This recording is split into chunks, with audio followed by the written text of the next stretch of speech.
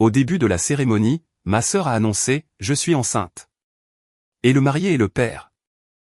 Ma mère m'a dit « Pardonne à ta sœur et sois reconnaissante qu'elle t'a été prévenue avant que tu ne te maries ». Alors j'ai saisi le micro et... Le jour de mon mariage, ma sœur a attrapé le microphone et a annoncé à tout le monde qu'elle était enceinte du bébé de mon fiancé. Elle pensait qu'elle me détruisait. Pauvre chose. Elle n'avait aucune idée de qui détruisait qui en réalité. Ma mère m'a tiré dans un coin et m'a chuchoté « Remercie ta sœur ». Mieux vaut le savoir maintenant qu'après des années de mariage. J'ai regardé ma mère, j'ai regardé ma sœur, j'ai regardé mon fiancé tremblant à l'autel, j'ai retiré mon voile, je suis retourné vers le microphone et j'ai révélé un secret que je gardais depuis plus de 2 décennies. Mais laissez-moi revenir un peu en arrière. 2 semaines avant ce jour, c'était un jeudi ordinaire, ou du moins ça a commencé comme ça. Mon assistante, Adèle, m'avait pratiquement chassé du cabinet d'avocat vers 14 heures. Émilie, tu te maries dans 15 jours, et tu n'as toujours pas fait ton dernier essayage de robe. La boutique de mariée a appelé 3 fois cette semaine. Vaille avant qu'il ne t'abandonne. Elle avait raison. Je vivais en pilote automatique depuis des mois, tiraillé entre les audiences, la rédaction de contrats, les réunions clients et les préparatifs de mariage sans fin. La robe n'était qu'un élément de plus sur une liste de choses à faire que j'avais négligées. J'ai quitté le bureau du centre-ville et je suis monté dans ma voiture. La boutique se trouvait de l'autre côté de la ville, à environ 40 minutes de route si le trafic de l'autoroute coopérait. J'ai entré l'adresse dans le GPS, mis la climatisation à fond et roulé sur l'avenue principale, pensant à tout ce qu'il restait à finaliser, traiteur, nombre d'invités, musique d'entrée, plan de table. La liste était interminable. C'est au 3e feu rouge que ma vie a changé. La voiture de Théo, le SUV noir que je lui avais offert l'année dernière. Il était 2 voies à ma gauche, attendant que le feu passe au vert. J'étais sur le point de klaxonner, de faire signe, de faire quelque chose de mignon, mais j'ai alors vu qui était sur le siège passager. Coralie, ma sœur cadette, 20 ans, cheveux blonds platine retouchés chaque mois avec l'argent de notre mère, manucure fraîche, sac de designer, un énorme sourire sur le visage. Elle riait de quelque chose que Théo venait de dire, riait comme elle le faisait toujours, la tête en arrière, lui touchant le bras. Mon premier instinct fut de klaxonner, de baisser la vitre et de demander ce que ma sœur foutait dans la voiture de mon fiancé au milieu d'un jeudi après-midi. Mais quelque chose m'a arrêté. Un instinct? Un pressentiment? Cette petite voix agaçante à l'arrière de la tête qu'on essaie toujours d'ignorer. J'ai attrapé mon téléphone et je l'ai appelé. À travers son rétroviseur, je pouvais voir son reflet. Théo a baissé les yeux vers son téléphone qui sonnait, a regardé Coralie, puis, et je n'oublierai jamais ce moment, il a mis son index sur ses lèvres. Chut. Il disait à ma sœur de se taire pour qu'il puisse répondre à l'appel de sa fiancée. Salut, chérie. Sa voix était joyeuse, insouciante, comme toujours. Tout va bien? Salut, où es-tu? Je viens d'arriver au bureau. Je suis en fait en train d'entrer en réunion. Je peux te rappeler. J'ai fixé sa voiture, arrêté au feu, ma sœur juste à côté de lui, à des kilomètres de tout bureau immobilier. Bien sûr, ai-je dit, en gardant ma voix stable. Bonne réunion. Merci, chérie. Je t'aime. C'est intéressant comme « je t'aime » sonne si différemment quand on regarde la personne mentir en temps réel. Les mots sortent les mêmes, mais le sens meurt quelque part entre la bouche et l'oreille. Il a raccroché, a rangé son téléphone et a dit quelque chose à Coralie. Elle a ri de nouveau. Le feu est passé au vert. Sa voiture a pris un virage à gauche, se dirigeant dans la direction absolument opposée à son bureau. J'aurais dû continuer à conduire. J'aurais dû aller à la boutique, essayer ma robe de mariée et faire semblant de n'avoir rien vu. C'est ce que l'ancienne Émilie aurait fait. L'Émilie qui évitait les conflits. L'Émilie qui accordait le bénéfice du doute. L'Émilie qui croyait aux gens. J'ai fait demi-tour et j'ai suivi sa voiture. J'ai gardé mes distances, 2 pâtés de maison, 3 pâtés de maison. Ils ont quitté l'avenue principale et ont tourné dans une rue secondaire, puis une autre. Le quartier est devenu plus isolé, plus industriel, vide. Je connaissais cette partie de la ville. Il n'y avait rien ici à part des entrepôts, des garages automobiles et des motels miteux. Ils se sont garés sur le parking d'un véritable motel minable. Ce n'était pas un endroit agréable. C'était un lieu de passage bon marché, le genre avec une enseigne au néon bourdonnante même en journée et de lourds rideaux occultant aux fenêtres. Le genre qui facture à l'heure et ne demande pas de pièce d'identité. Le genre qui n'existe que dans un seul but. Je me suis garé de l'autre côté de la rue, caché derrière une grande camionnette de livraison. J'ai coupé le moteur et j'ai juste regardé. Théo est sorti, a contourné le SUV et a ouvert la portière de Coralie avec cette chevalerie bon marché qu'il aimait exhiber. Elle est sortie en souriant, ajustant une jupe bien trop courte pour un jeudi après-midi. Il a posé sa main sur sa taille. Elle a penché sa tête sur son épaule. Ils ont partagé un baiser rapide, intime, pratiqué, entièrement naturel et sont entrés dans le motel. Je suis resté là, je ne sais pas combien de temps, peut-être 10 minutes, peut-être 1 heure. Le temps avait perdu son sens. Le monde n'avait plus de sens et j'étais juste assise dans ma voiture à regarder le parking d'un motel bon marché, ma vie s'effondrait au ralenti. Mon fiancé et ma sœur dans un motel à l'heure, 2 semaines avant notre mariage. Une partie de moi voulait y aller, défoncer la porte, faire une scène, crier jusqu'à ce que ma gorge saigne et tout casser. Mais je suis avocate. J'ai passé des années en faculté de droit et dans les tribunaux à apprendre à contrôler chaque émotion, à mesurer chaque mot et à penser 10 coups à l'avance. Et à ce moment-là, sur le parking de ce sale motel d'autoroute, le cœur brisé et les mains tremblantes sur le volant, j'ai réalisé quelque chose de très important. Ceux qui agissent sur l'impulsion perdent. Ceux qui planifient gagnent. J'ai démarré la voiture et je suis rentré à la maison. Je suis arrivé avant lui, évidemment.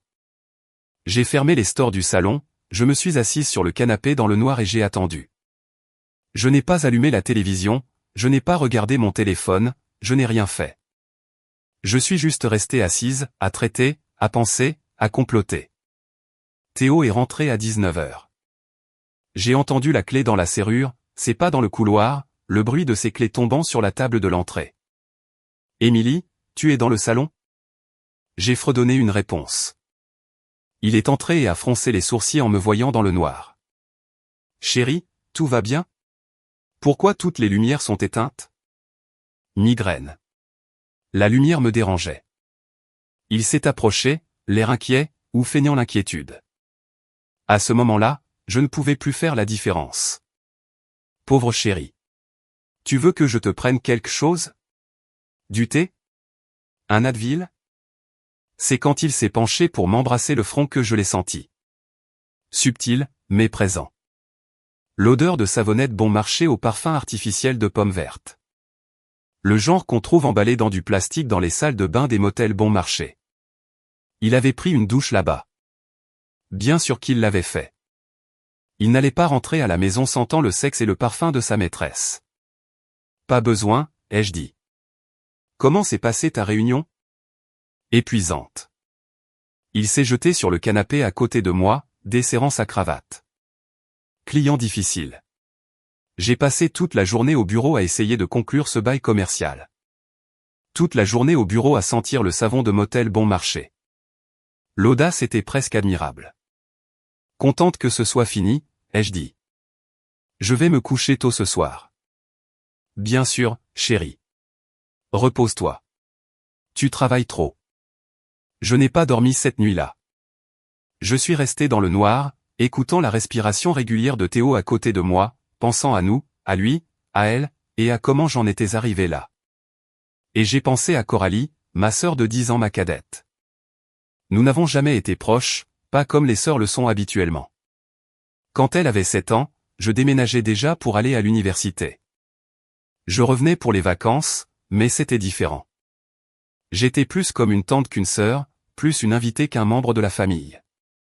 Mais avant cela, avant l'université, je m'occupais d'elle. J'avais 10 ans quand elle est née. Je me souviens avoir aidé à changer ses couches, à lui donner des biberons, à l'endormir. Ma mère travaillait beaucoup à l'époque, et j'avais assumé un rôle qui n'aurait pas dû être le mien. Coralie était ma poupée vivante, ma responsabilité, ma petite sœur.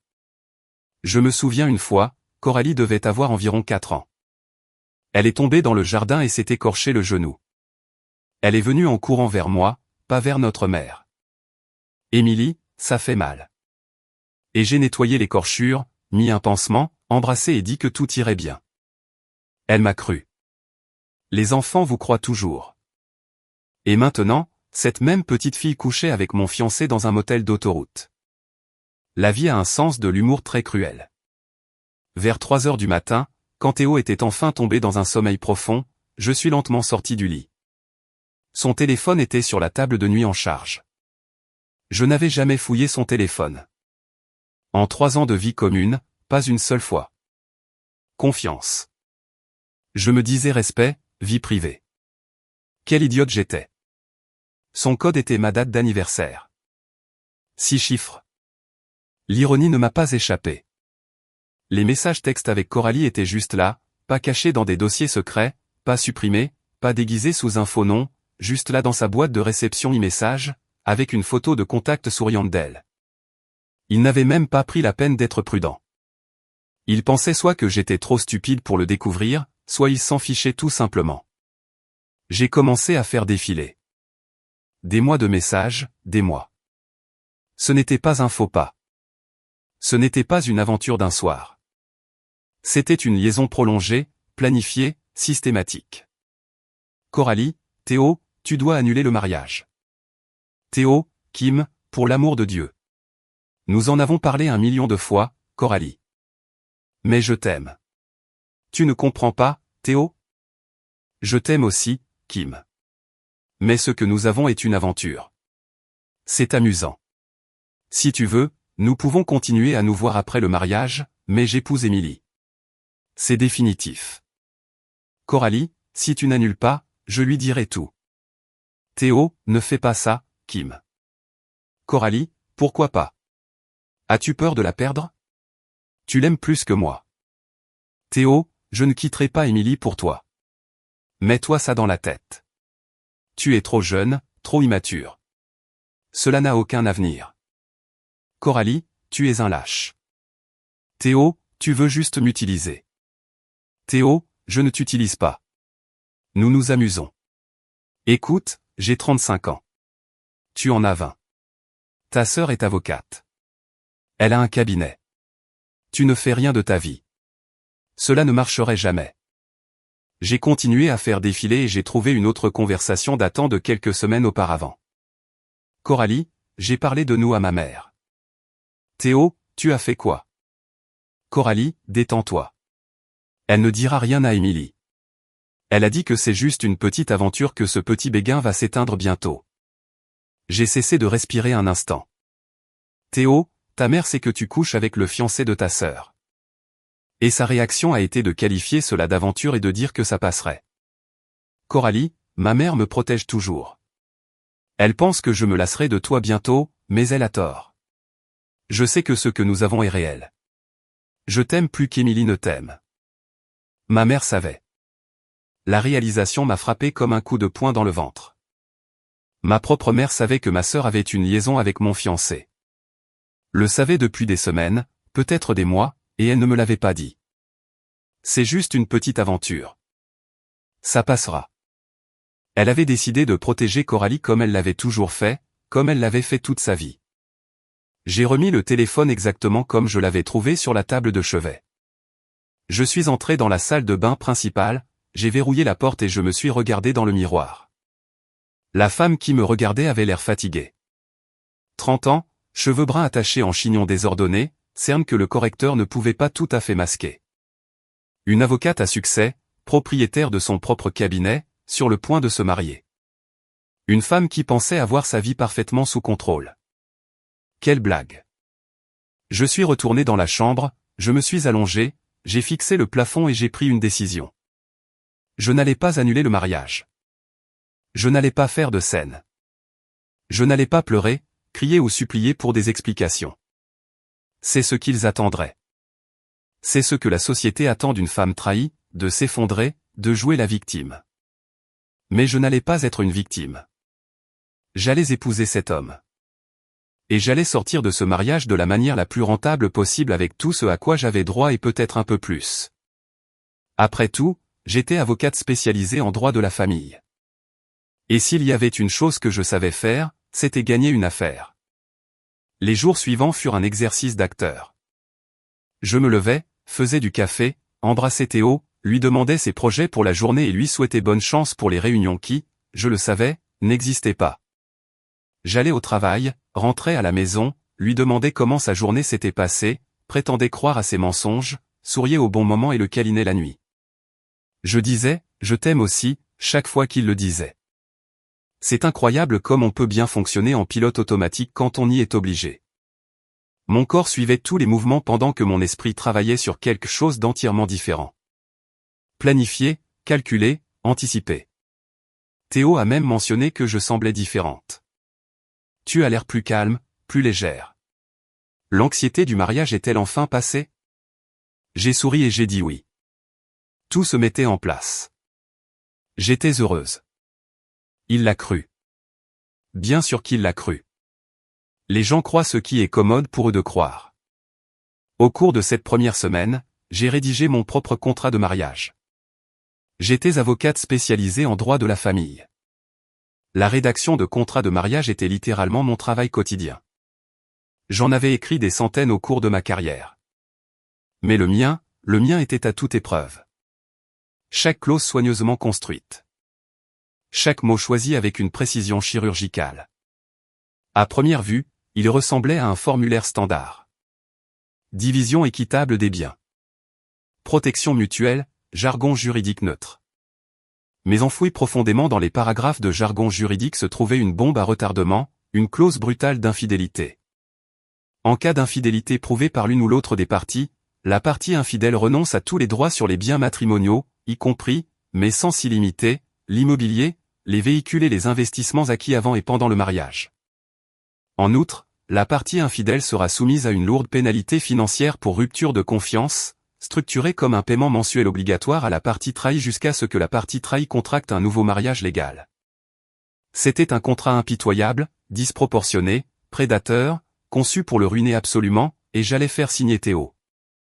Exactement une semaine avant le mariage, un mercredi matin, j'ai posé le dossier en papier sur l'îlot de la cuisine pendant que nous prenions le petit déjeuner. Théo mangeait des tartines à l'avocat et faisait défiler son téléphone, probablement en envoyant des messages à ma sœur. Mais honnêtement, je m'en fichais désormais. Qu'est-ce que c'est? A-t-il demandé en voyant le dossier. Contrat de mariage? Il a posé son téléphone et a froncé les sourcils. Un contrat de mariage? Nous n'en avons jamais parlé. Je sais. Je suis désolé de te le présenter à la dernière minute. C'est juste qu'avec le cabinet, les affaires, la planification du mariage, je n'arrêtais pas de le repousser. Mais il faut le faire. Pourquoi avons-nous besoin d'un contrat de mariage? J'ai soupiré, adoptant mon meilleur visage d'avocate pragmatique. Théo, je suis avocate spécialisée en divorce. Je vois des mariages imploser chaque jour dans mon bureau. Des gens qui s'aimaient se déchirent pour de l'argent, des maisons, des 401 cas. Je ne veux pas que cela nous arrive. C'est juste pour nous protéger tous les deux. Tu ne me fais pas confiance, a-t-il demandé. Cela m'a presque fait rire à voix haute. Presque. Bien sûr que je te fais confiance, chérie. J'ai tendu la main et lui ai serré la main. Si je ne te faisais pas confiance, je ne t'épouserais pas. C'est juste une formalité, des trucs d'avocat. Tu sais comment je suis. Il a pris le document et a feuilleté les pages. Je savais qu'il détestait lire des textes juridiques. Il se plaignait chaque fois que j'apportais du travail à la maison. Je ne comprends rien à tout ça. Tout semble pareil, disait-il. Je comptais exactement là-dessus. Il y a beaucoup de pages ici, a-t-il marmonné. C'est un accord complet. Il couvre la division des biens, les clauses de mode de vie standard, les renonciations à pension alimentaire. Tout y est. La loi exige que tu aies un avocat indépendant pour l'examiner. J'ai donc déjà payé un cabinet du centre-ville pour te représenter. Il suffit de passer à leur bureau pour le signer devant eux. Il a continué à feuilleter. Plus par obligation que par véritable intérêt. Tu es l'une des meilleures avocates spécialisées en droit de la famille de la ville, a-t-il dit, levant les yeux avec un sourire. Si tu dis que c'est juste, je te fais confiance. Je passerai au bureau de cet avocat cet après-midi et le ferai signer. Il n'a pas lu une seule phrase et il n'a pas réalisé que l'avocat indépendant que j'avais engagé pour lui était un jeune débutant qui ne poserait aucune question. Il n'a pas lu une seule phrase. Fini, a-t-il dit, me rendant le dossier. Je peux finir mon petit déjeuner maintenant? Bien sûr, chérie. J'ai soigneusement remis le document dans ma mallette. Cette pile de papier valait 10 fois plus que la bague en diamant à mon doigt. Les derniers jours ont filé dans un tourbillon de préparatifs de dernière minute, décompte final du traiteur, dernier essayage de robe, récupération des fleurs, envoi du plan de table. La chorégraphie complexe d'un mariage américain de 100 invités. Théo a participé quand on le lui demandait, a offert des opinions inutiles sur les couleurs des serviettes et a disparu chaque fois qu'il avait des visites urgentes. Je ne l'ai jamais interrogé. Je n'en avais pas besoin. Chaque fois qu'il sortait de la porte, je savais exactement où il allait et dans le lit de qui il était. Mon plan initial était à long terme, l'épouser, attendre quelques semaines, engager un détective privé pour documenter l'affaire avec des photos et des vidéos, demander un divorce pour faute, déclencher la clause du contrat de mariage et le ruiner financièrement. Cela prendrait des mois, peut-être un an, mais j'en sortirais complètement gagnante. C'était un bon plan, propre, professionnel, clinique. Une vengeance servie glacée, comme il se doit. La veille de la cérémonie, nous sommes allés à la mairie. Juste nous deux et les témoins requis, nous avons signé le certificat de mariage légal dans un bureau gris et bureaucratique sous des lumières fluorescentes crues avec un greffier du comté nous déclarant officiellement mari et femme. Théo rayonnait. C'est officiel maintenant, Madame Émilie. Demain, ce n'est que la fête, mais aujourd'hui, nous sommes réellement mariés. Il m'a serré dans ses bras, m'a embrassé et m'a fait tourner comme dans une comédie romantique. J'ai souri. Oui, c'est officiel. Cette nuit-là, il m'a dit qu'il m'aimait. Je lui ai dit que je l'aimais aussi. C'était le dernier mensonge que j'avais l'intention de lui dire. Je suis resté allongé dans mon lit, fixant le plafond pendant que Théo dormait paisiblement à mes côtés. Le lendemain était le grand jour, la fête, les invités, la robe blanche, la grande mascarade. Je ne le savais pas encore, mais le jour même, quelque chose se produirait qui me dispenserait d'avoir à supporter Théo pendant des mois. Quelque chose que je n'aurais jamais pu planifier, mais que l'univers a décidé de me servir sur un plateau d'argent. Parfois, l'univers agit de manière mystérieuse. Le matin du mariage était ensoleillé, ciel bleu, pas un nuage en vue, une douce brise, le genre de temps pour lequel les photographes de mariage prient. C'était trop parfait, presque insultant. J'ai passé la matinée dans la suite nuptiale au lieu de réception avec mes deux demoiselles d'honneur, Sophie et Justine, mes meilleures amies de la faculté de droit. Coiffure, maquillage, mimosa, tout le rituel d'une mariée heureuse. Sophie me tenait la main pendant que la maquilleuse travaillait sur moi, et Justine prenait des photos sans fin pour ses stories Instagram. Ma fille, tu es beaucoup trop calme, a commenté Sophie, sirotant son mimosa. Quand je me suis marié, je vomissais littéralement de nervosité à cette heure-ci. Pour de vrai, la plupart des mariés sont en pleine crise de nerfs en ce moment. La maquilleuse a acquiescé. J'ai souri et j'ai dit que je n'avais aucune raison de paniquer. Tout était sous contrôle. Justine a ri. C'est parce que c'est une avocate. Les avocates ne font pas de crise de nerfs. Elles déposent d'émotions. Si seulement elle savait. Le lieu était magnifique. Des arrangements floraux blancs partout. Des chaises alignées en rangées parfaites. Une belle arche à l'autel. J'étais assise dans la suite nuptiale, une pièce confortable à l'arrière avec un immense miroir, des canapés en velours et une table garnie de fruits et de champagne, tandis que Sophie ajustait ma traîne et que Justine retouchait mon rouge à lèvres. Quelques minutes plus tard, ma mère est entrée sans frapper. Émilie, enfin. Elle s'est approchée, rayonnante, et m'a serré fort dans ses bras. Tu es magnifique, ma chérie. Absolument à couper le souffle. Merci, maman. Je l'ai regardée. Cette femme qui m'avait élevé, qui m'avait appris à marcher, à parler. Cette femme qui savait que ma sœur couchait avec mon fiancé et qui avait choisi de se taire. C'est juste une petite aventure. Ma tante Véronique est arrivée peu après, vibrant d'excitation, portant un énorme cadeau enveloppé d'un ruban doré. Émilie, ma chérie, tu es radieuse. Absolument radieuse. Tante Véronique, une femme douce et gentille qui avait passé toute sa vie à vouloir des enfants et qui n'en avait jamais pu avoir. Problème de fertilité, disaient les médecins. Des années de traitement de FIV, de faux espoirs et de chagrin. Elle et mon oncle Richard avaient finalement accepté que cela n'arriverait pas. Au lieu de cela, ils avaient déversé tout leur amour sur Coralie, dont ils étaient les parrains. Ils traitaient ma sœur comme si elle était leur propre fille. Cadeau coûteux, attention généreuse, affection infinie. Coralie est arrivée 1 heure plus tard, et j'ai failli m'étouffer avec ma boisson en la voyant. Elle portait une robe blanc cassée. Techniquement, ce n'était pas du blanc pur, mais c'était assez proche. Une longue robe de soie élégante, le type exact de robe qu'une invitée ne devrait jamais porter au mariage de quelqu'un d'autre. Le genre que seule une mariée devrait porter. Émilie. Elle est entrée dans la suite nuptiale sans frapper, me regardant de haut en bas. Waouh, tu es jolie. Très traditionnelle, hein? J'aurais opté pour quelque chose de plus moderne, mais cela te va bien. Merci, Kim. J'ai fixé sa robe. Jolie robe. Tu aimes? Elle a fait une petite pirouette, montrant le tissu avec un sourire suffisant. C'est un designer italien.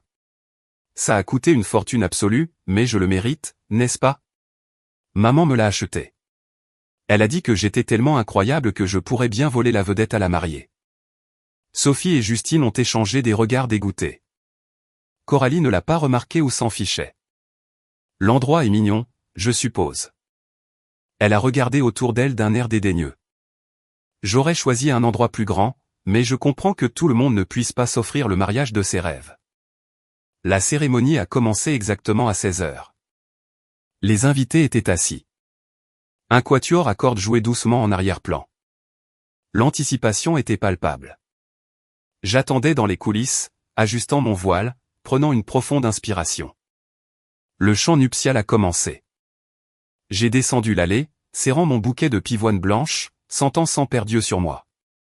Ma robe était vraiment magnifique. Une robe bustier classique avec une traîne en dentelle de 3 mètres. Je l'avais choisie seule, payée seule et fait les essayages seul, comme presque tout le reste dans ce mariage. Théo m'attendait à l'hôtel, souriant comme s'il était l'homme le plus chanceux du monde. Costume sombre et ajusté, cheveux parfaitement coiffés, ses yeux brillaient vraiment. Il avait l'air vraiment ému. Peut-être qu'il l'était. Peut-être croyait-il vraiment qu'il pouvait tout avoir, l'épouse respectable et bien rémunérée et la jeune maîtresse insouciante. Le meilleur des deux mondes. J'ai atteint l'hôtel. Il a pris mes mains. « Tu es si belle, chérie », a-t-il chuchoté. « Toi aussi », ai-je murmuré en retour. L'officiant a commencé la cérémonie. De belles paroles sur l'amour, l'engagement, la fidélité, le partenariat, sur le fait de rester ensemble dans la maladie et dans la santé, de s'honorer et de se respecter mutuellement. L'ironie était si épaisse que j'aurais pu m'étouffer avec. Si quelqu'un s'oppose à cette union, a dit l'officiant sur ce ton formel de quelqu'un qui récite une phrase qu'il a prononcée 1000 fois.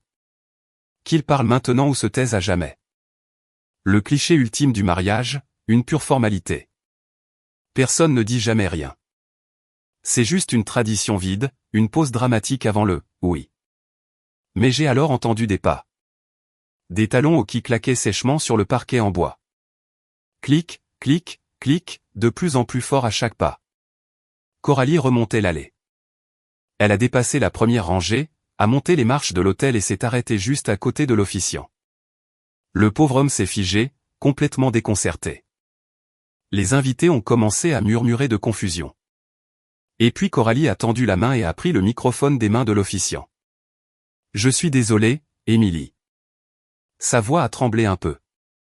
Elle avait l'air nerveuse, mais déterminée. « Je suis tellement désolée, mais je ne peux pas laisser cela se produire sans dire la vérité. » Du coin de l'œil, j'ai vu Théo devenir blanc comme un linge. Le sang a quitté son visage. Il a regardé Coralie avec une terreur absolue, secouant la tête presque imperceptiblement, un regard désespéré qui criait clairement « Ne fais pas ça ». Mais Coralie ne le regardait pas. Elle me regardait. Le silence dans le lieu était assourdissant. 100 personnes retenaient leur souffle. J'ai vu au moins une douzaine d'iPhones apparaître dans la foule. Les gens n'essayaient même pas de se cacher. Ils enregistraient déjà. Mon mariage venait de se transformer en émission de télé-réalité. J'ai découvert hier que je suis enceinte, a-t-elle dit dans le micro. Elle a fait une pause dramatique, me regardant, puis Théo, puis la foule, et le marié et le père. Le monde s'est arrêté. J'ai regardé Théo. Il avait l'air de vouloir s'évanouir. Ses yeux exorbitaient. Sa mâchoire relâchée. Ses mains tremblaient violemment. Il ne savait pas. La grossesse était une nouvelle pour lui aussi. Coralie ne le lui avait pas dit. Intéressante stratégie. Des halètements et des chuchotements choqués ont éclaté dans toute la pièce. J'étais censé être dévasté, humilié, en larmes hystériques. C'est ce que tout le monde attendait. C'était le script. Mais la seule chose que je ressentais à ce moment-là était un profond soulagement. Ma stratégie juridique méticuleusement planifiée de plusieurs mois avec des détectives privés et des phases de découverte compliquées venait d'être résolue en moins de 60 secondes. Coralie, dans son infinie stupidité narcissique, venait d'avouer l'affaire devant 100 témoins, avec des preuves vidéo en 4K à l'hôtel. C'était presque poétique. Théo s'est approché de moi, ses mains tremblantes. Émilie, chérie, c'est un mensonge. Elle est folle. Tu sais comment est Coralie. Elle invente des choses. Il s'est tourné vers Coralie, sa panique se transformant en rage aveugle. Pourquoi as-tu fait ça? Pourquoi, Kim? Coralie l'a regardé avec un venin pur. Parce que tu m'as utilisé. Tu as dit que tu allais lui dire, et tu ne l'as jamais fait. Je ne t'ai jamais rien promis. Si, tu l'as fait. D'un coup, ma mère était sur l'autel. Elle m'a attrapé le bras avec une force terrifiante et m'a tiré de côté. Émilie, viens ici une seconde. Elle m'a traîné sur le côté de la scène, loin du microphone, loin des regards perçants.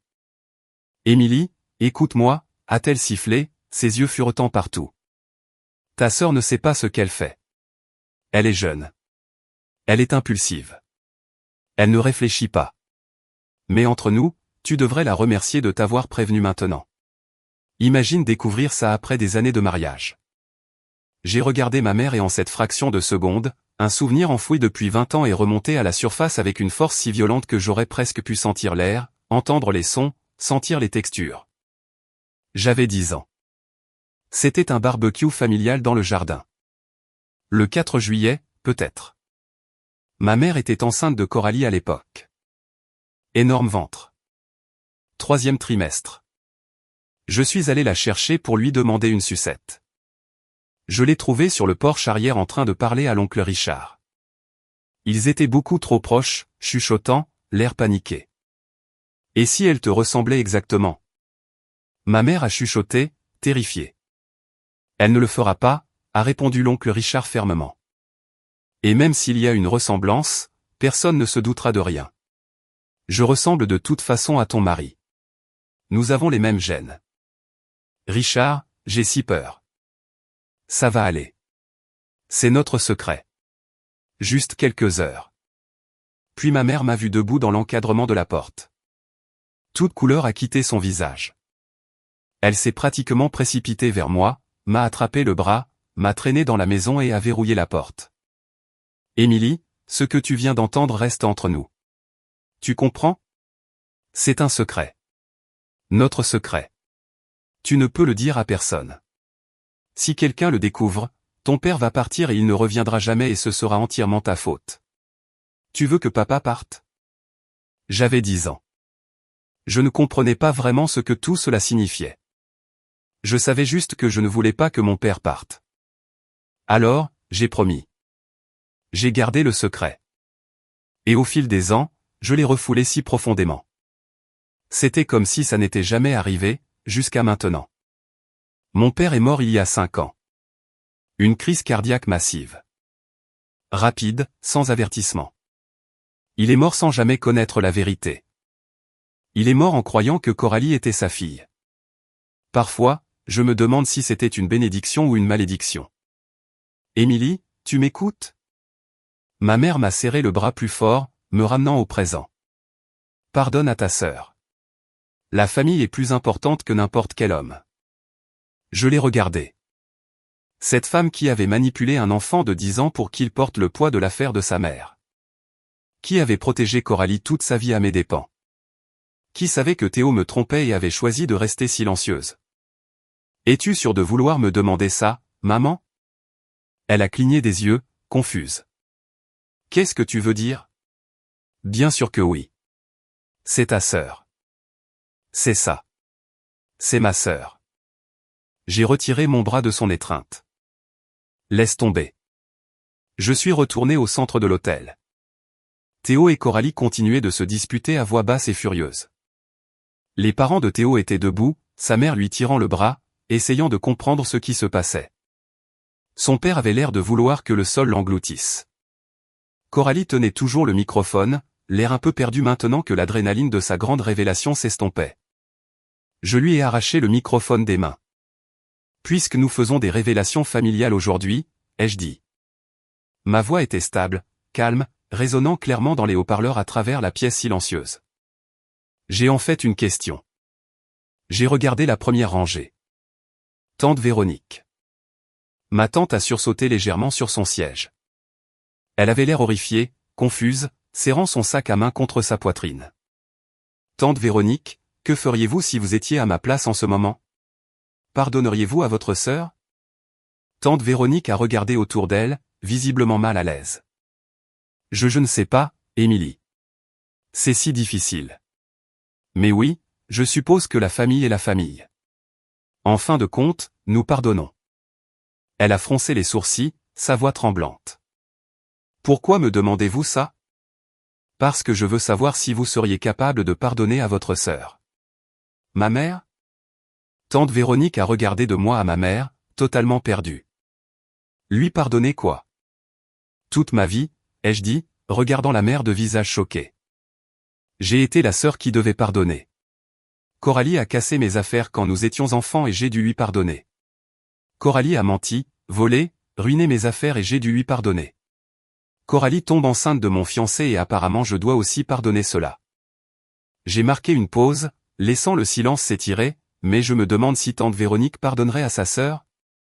Ma mère s'est précipitée en avant, son visage tordu de panique pure. Émilie, arrête. Arrête ça tout de suite. Je l'ai ignoré. Quand j'avais 10 ans, ai-je dit dans le micro. J'ai surpris ma mère et l'oncle Richard parlant en privé lors d'une fête de famille. Ma mère était enceinte de Coralie, et ils étaient très, très inquiets. J'ai croisé le regard de l'oncle Richard au premier rang. Il ne respirait plus. Vous savez de quoi il s'inquiétait? Il s'inquiétait que le bébé ne ressemble à l'oncle Richard. Tante Véronique s'est levée lentement, comme si ses os étaient faits de plomb. Coralie n'est pas la fille de mon défunt père, ai-je dit, fixant directement tante Véronique. Coralie est la fille de l'oncle Richard. Votre mari. Tante Véronique. Ma mère a eu une liaison avec votre mari il y a 20 ans, et Coralie en est le résultat. Le visage de tante Véronique a changé à travers une douzaine d'émotions en 3 secondes.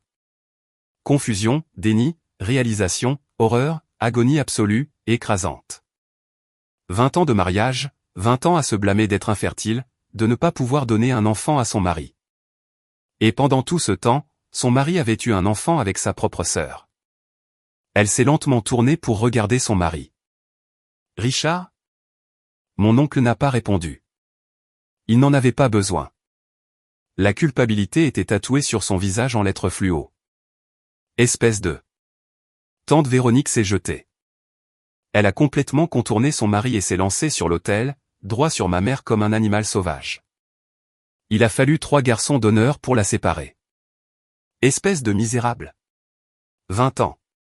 Tu m'as menti pendant 20 ans pendant que je pleurais sur ton épaule de ne pas avoir de bébé. Véronique hurlait de toutes ses forces, sa robe déchirée, le mascara coulant sur son visage. Coralie restait figée sur scène, le microphone oublié depuis longtemps. Non. Non, ce n'est pas vrai. Maman, dis-lui que c'est un mensonge. Maman. Ma mère ne pouvait pas parler. Elle restait là, pleurant hystériquement, sa bouche s'ouvrant et se fermant sans un son. Je me suis tourné vers Théo. Il se tenait près de l'arche, complètement paralysé, essayant de digérer la catastrophe nucléaire absolue qui se déroulait autour de lui. Et vous?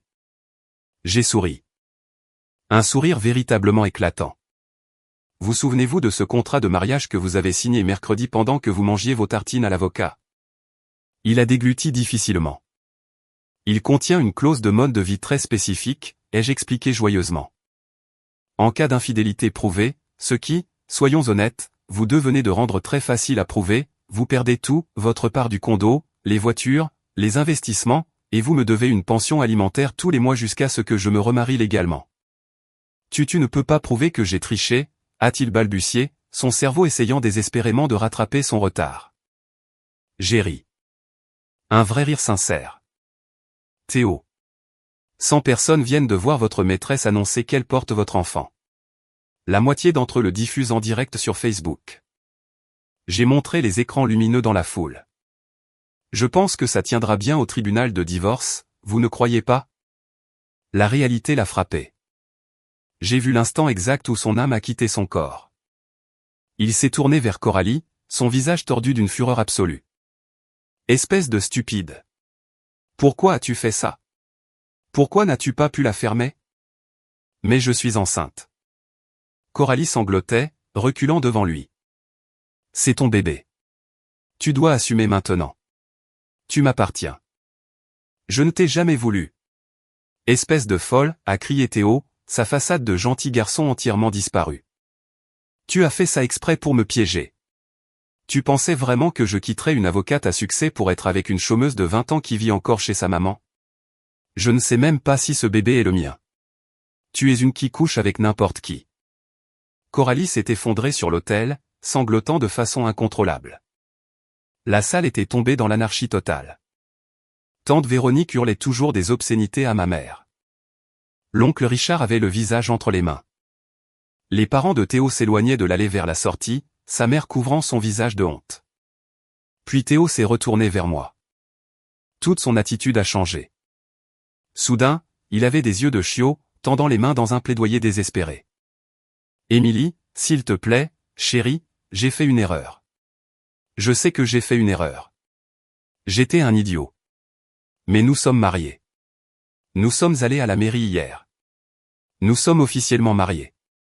Je jure devant Dieu que je changerai. Je serai fidèle. Nous pouvons surmonter cela. S'il te plaît, Émilie, donne-moi juste une chance. Je t'aime. Coralie ne signifiait rien.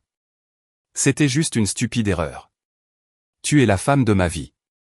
Tu le es? Non. J'ai levé la main, détaché mon voile et l'ai laissé tomber sur le sol. Mon avocat spécialisé en divorce te contactera lundi. Je me suis retourné et je suis parti. J'ai descendu l'allée, j'ai dépassé les invités stupéfaits et j'ai franchi les doubles portes.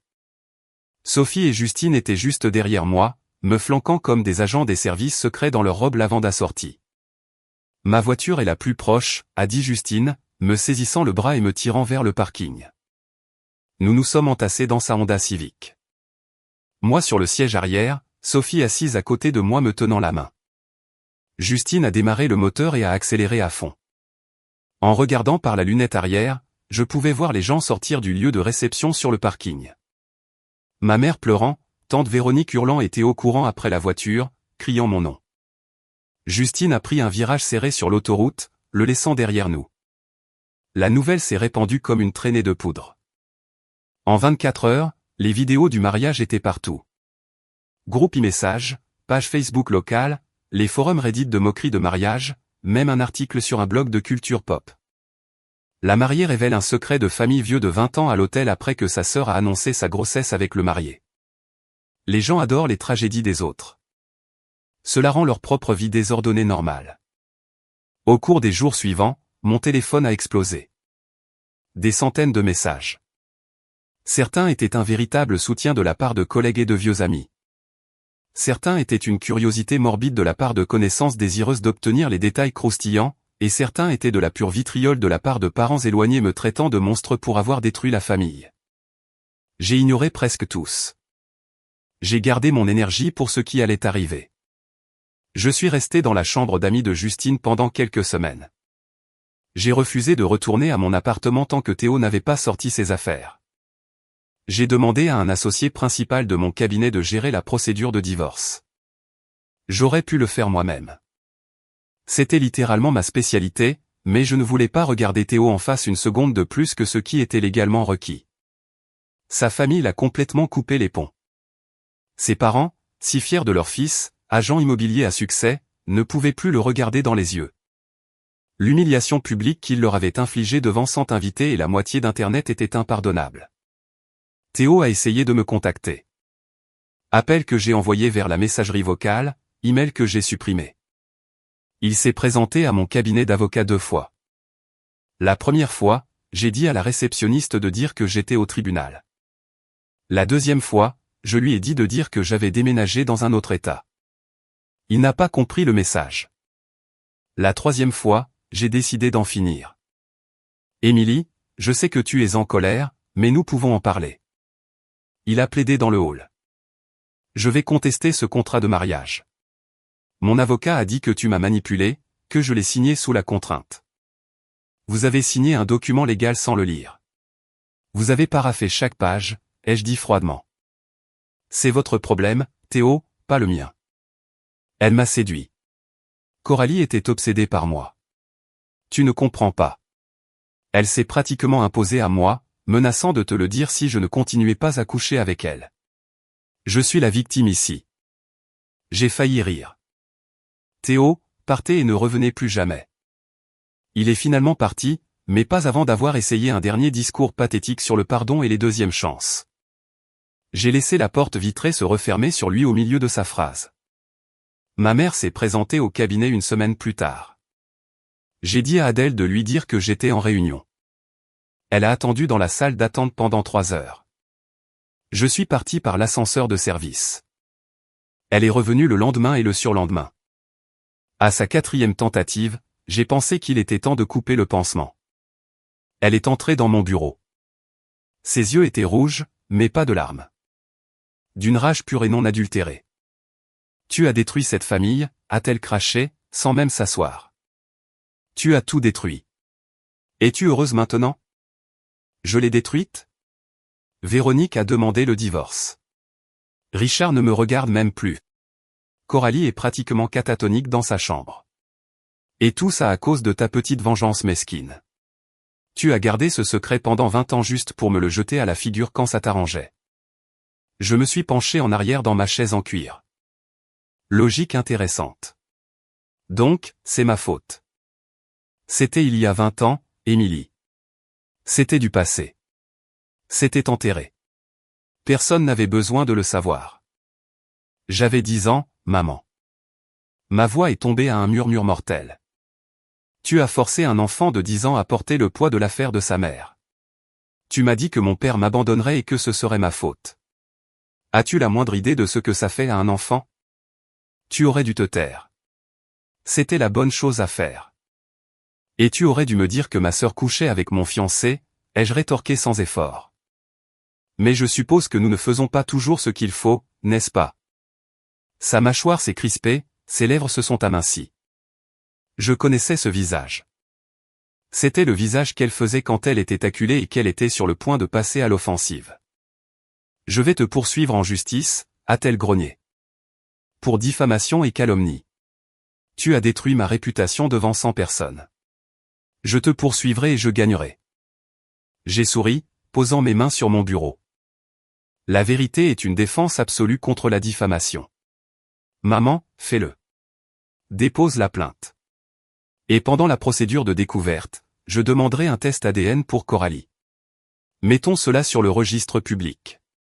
Voyons qui ment. Tout le sang a quitté son visage. La bravade a disparu instantanément. Sortez de mon bureau, maman. Je n'ai plus rien à vous dire. Elle s'est retournée et est sortie.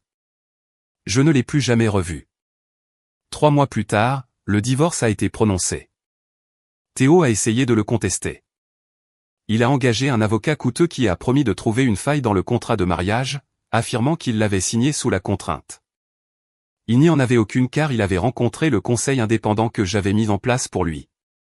Le juge a jugé le contrat entièrement valide. J'aurais pu facilement obtenir une annulation rapide pour fraude puisque nous n'étions mariés que depuis 48 heures. Mais une annulation ne déclencherait pas les pénalités financières. Un divorce le ferait. Le document était blindé, rédigé par quelqu'un qui savait exactement ce que recherchaient les juges locaux. Il a perdu sa part dans notre appartement. Il a perdu sa voiture et, conformément aux termes de la pénalité de la clause de mode de vie, astucieusement déguisé en dommages et intérêts contractuels liquidés plutôt qu'en pension alimentaire standard, il a été légalement ordonné de me payer 3500 € par mois en versement. Chaque mois le premier du mois jusqu'au jour où je signerai un autre contrat de mariage. La meilleure partie, fauché et sans nulle part où aller, ses parents ne voulaient pas le prendre, et ses amis l'avaient ignoré. Théo a dû accepter la seule offre qui lui restait. Il a emménagé avec ma mère et Coralie. Quand je l'ai découvert, j'ai ri jusqu'à en avoir mal aux côtes. Parfois, la vie écrit des scénarios que Hollywood ne pourrait même pas inventer. Théo et Coralie se sont constamment disputés. Au fur et à mesure que sa grossesse avançait, 7 mois, 8, 9, Théo ne pouvait pas cacher son ressentiment. Ce n'était pas la vie qu'il voulait. Il voulait le prestige d'une épouse avocate riche, pas une jeune femme enceinte de 20 ans qui vivait dans la chambre de son enfance. Il voulait le Penthouse du centre-ville, pas la petite chambre d'amis dans la maison de banlieue de sa belle-mère. Coralie, de son côté, a vite réalisé que le véritable amour qu'elle ressentait était beaucoup moins glamour lorsque le prince charmant s'est avéré être un crétin fauché, misérable et rancunier qui conduisait une berline cabossée. Mais elle n'avait pas de diplôme, pas de travail et un bébé en route. Elle était piégée. Elle avait pardonné à notre mère le secret de paternité. D'une manière malsaine et tordue, cela avait un sens parfait. Elles avaient fait exactement la même chose. Trahi leur propre sœur pour un homme. Telle mère, telle fille. Elle se méritait. Tante Véronique a officiellement divorcé de l'oncle Richard. Elle a vendu leur maison, a pris la moitié de sa retraite et a déménagé en Floride pour recommencer. La dernière fois que nous nous sommes parlé, elle m'a remercié. J'avais besoin de savoir, m'a-t-elle dit au téléphone. Même si cela m'a détruite, je méritais la vérité. L'oncle Richard s'est retrouvé sans rien. Pas d'épouse, pas de respect, pas de famille. Il a essayé de construire une relation avec Coralie. Maintenant que le secret était éventé, il a désespérément essayé de jouer le rôle de père pour la fille qu'il prétendait n'être que sa filleule depuis 20 ans. Et Coralie l'a accueilli à bras ouverts. Bien sûr qu'elle l'a fait. Un autre pigeon avec un portefeuille. Consumé par la culpabilité, Richard lui a donné tout ce qu'elle demandait. Et ma mère, eh bien, elle et Richard ont fini par emménager ensemble, rallumant la flamme. Je suppose que si elle s'est jamais vraiment éteinte. Une fois la poussière retombée et Véronique partie, Richard a emménagé chez ma mère. Mais vous savez qui a absolument détesté cela?